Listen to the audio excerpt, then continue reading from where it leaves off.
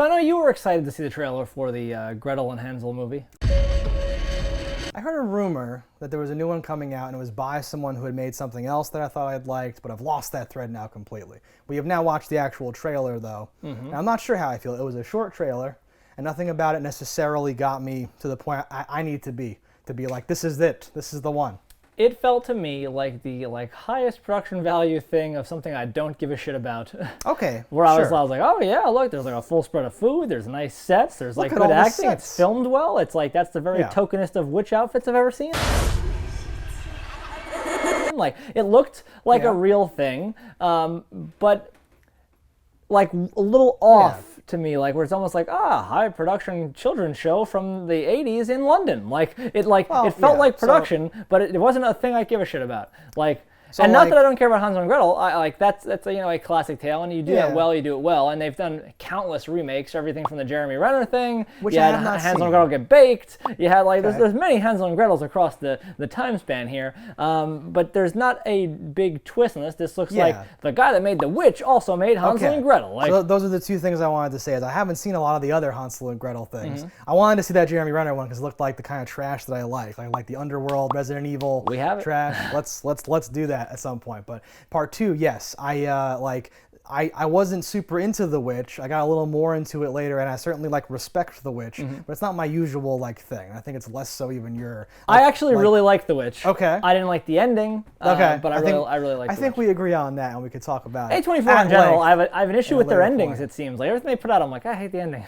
Yeah, I did not like the ending. I also didn't like parts of the middle that lead into the ending. But that's about The Witch. This though, I am I feel like this will be the like a thing that does stuff that's more true to the original fairy tale or something, and it'll have all this weird stuff. I'll be like, ooh, or whatever.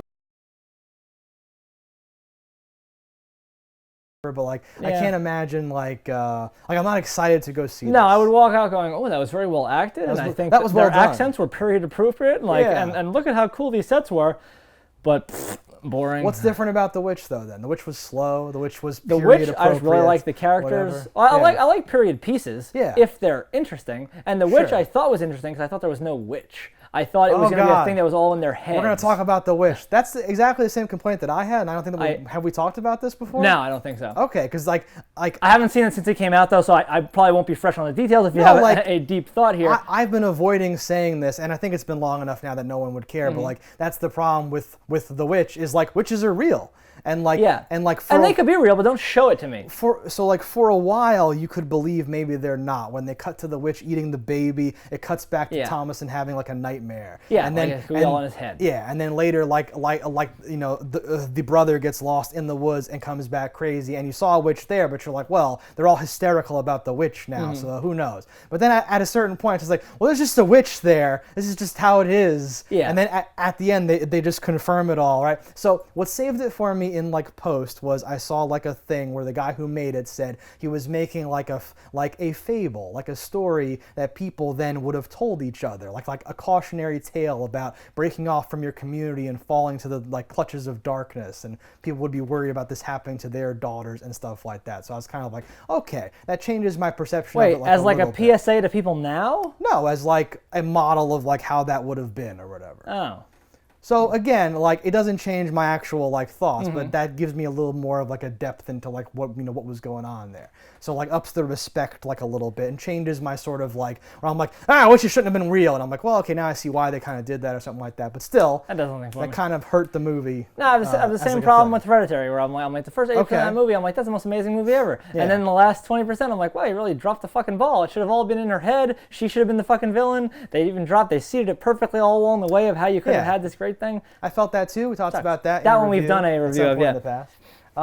So it's weird to recommend that this movie should have done a specific exact thing. Because I feel like people then say, no, that would have been bad for some reason. And I'm like, well, no, I'm saying do that but make it good. Not do that and make it bad, right? And I even ambiguity is fine, but I don't like this weird thing at the end where you're just like, yes, witches are real. Yes, it's a naked person, creepy death cult thing. And in this trailer, you see she pulls out a piece of his hair at one point.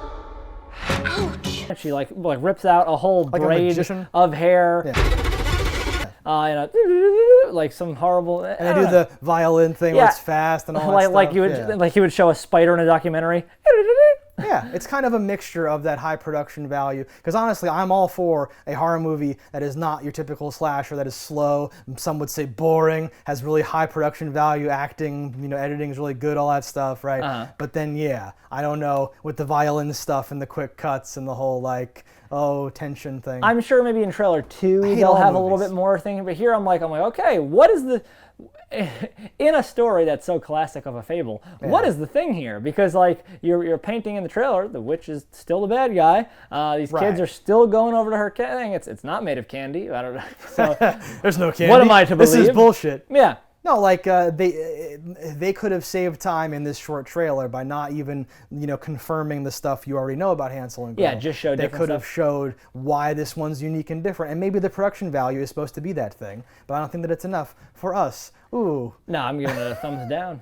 I think I have to, I honestly too. just couldn't give a shit. And I super wanted to give it a thumbs up and be excited because I like highbrow, pretentious horror that's slow and tense and not goofy and stuff I don't. like that. Yeah, but I'm not, what I've seen here doesn't make me interested per se or whatever. Yeah.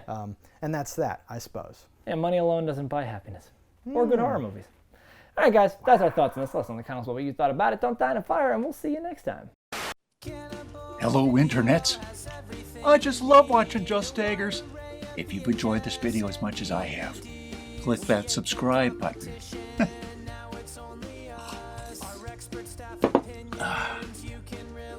Peace out, homies.